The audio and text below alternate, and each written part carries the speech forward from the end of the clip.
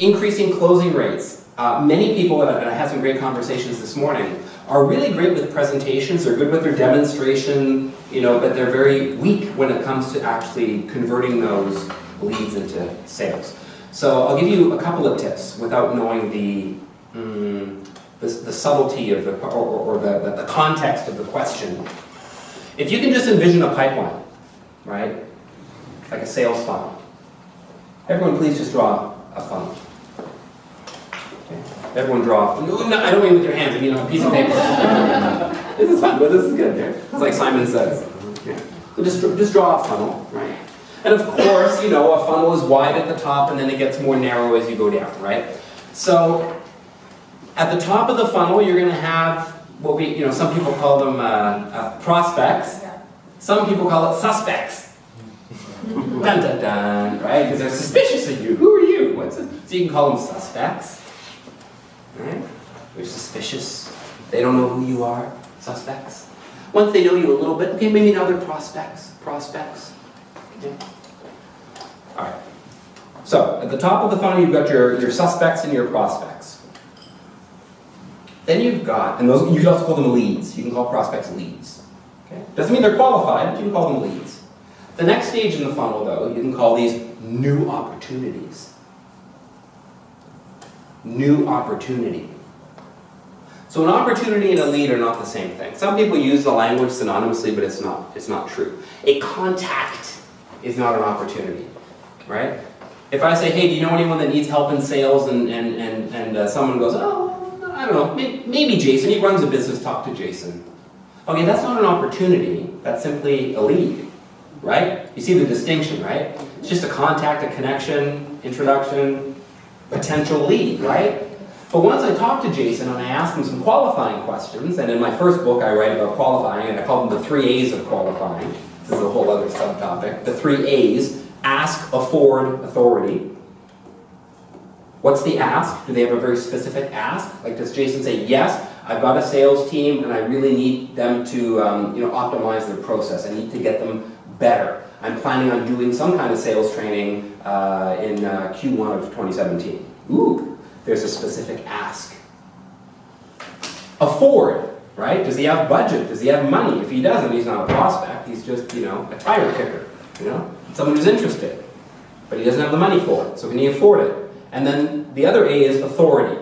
Is Jason the guy to say yes or no? Does he have decision-making authority? See, one of the biggest challenges salespeople have or business owners have is they're pitching to the wrong person.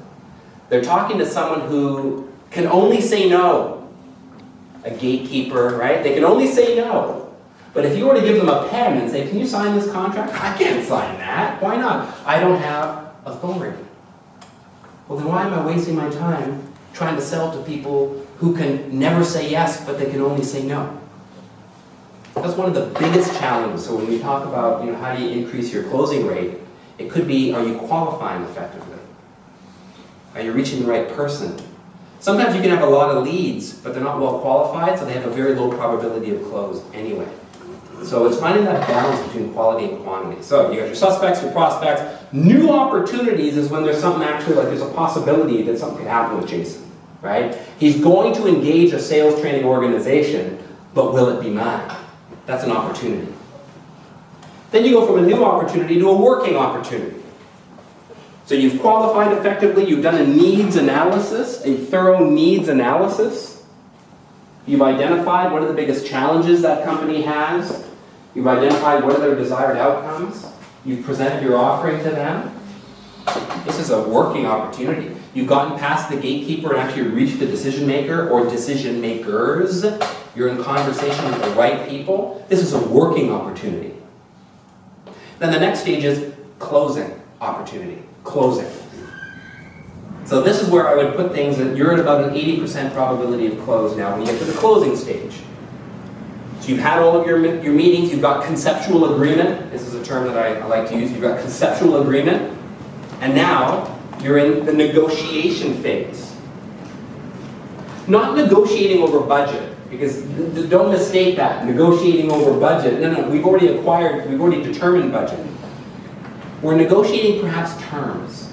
Minor things here or there, right? Not like you're talking 10 and they're talking 5. This is not this is not what I'm talking about. You're quite far here. But it's little things like deposits, right?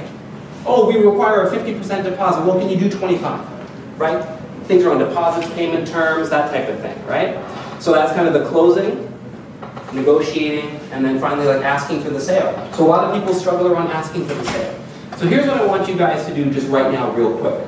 As you look at the funnel, I want you please just to put a little tick mark or an X or an asterisk, something around the part, the stage in the pipeline where you tend to get stuck. Where do you bottleneck? Is it in getting more leads? Is it in qualifying them? Is it getting past gatekeepers and reaching decision makers? Is it around doing needs assessments? Is it around your proposal? Is it around closing? Because it's different for everybody. A lot of people say, hey, I need to be better at sales. But there's so many different stages in the sales process. So just take 30 seconds and just identify where do you tend to get stuck. It's basically the same for B2C. Absolutely the same. The stages are the same. Okay. Things will just happen faster in B2C, right? All of this is just accelerated. We have one answer. Okay, what is that? Closing. Closing stage. Okay. So, what are some of the reasons why you're not closing? Maybe pricing. Maybe pricing? I'm just guessing. Okay. So guessing is dangerous. Okay, so pricing, let's say pricing. Okay. That's one. Okay. So now I'm going to do a little bonus stuff right now. Yeah. Okay, because everything goes into sub things. Okay. Many people feel like price is the reason because we tend to just go there. That's not always the case. So here's what I encourage you to do. Little tip. Take a look at the last 3 sales you lost. So think about the last 3 sales you lost, the last 3 opportunities that went south.